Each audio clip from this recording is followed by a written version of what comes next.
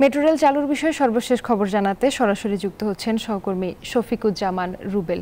রুবেল, প্রায় 1 মাসেরও বেশি সময় পর মেট্রো রেল চালু হয়েছে। আপনি যে স্টেশনে আছেন সেখানে যাত্রীদের ভিড় কেমন দেখছেন, কি বলছেন তারা?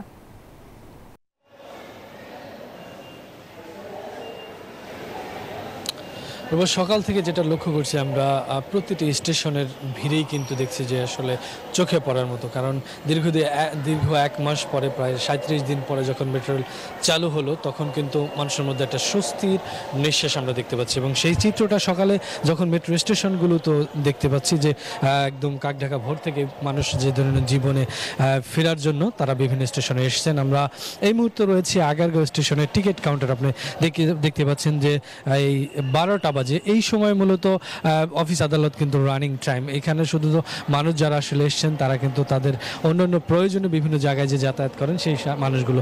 এই আগারগাঁও স্টেশনে আপনি দেখতে পাচ্ছেন যে টিকিট কাউন্টারগুলোতে কি পরিমাণ ভিড়। উপরে যখন আমরা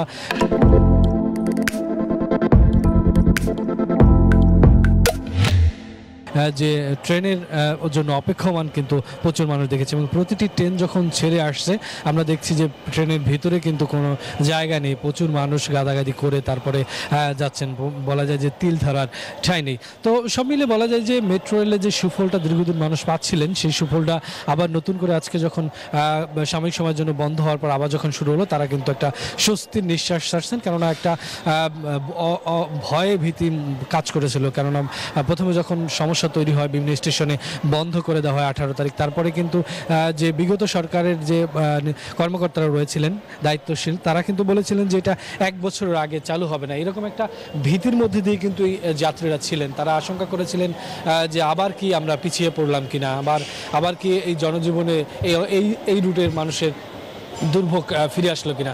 তো সব বাধা উপেক্ষা করে অন্তর্বর্তীকালীন সরকার উপদেষ্টা তারা কিন্তু মাত্র 1 মাসের মধ্যে আবার চালু করলেন। তো এখন কন্টিনিউয়াসলি চলবে, সেই স্বস্তিটা মানুষ পেয়েছেন এবং তাদের দৈনন্দিন কাজে এই প্রভাবটাও কিন্তু পড়বে। তো সব মিলে এই ছিল এই মুহূর্তে আমার কাছ থেকে।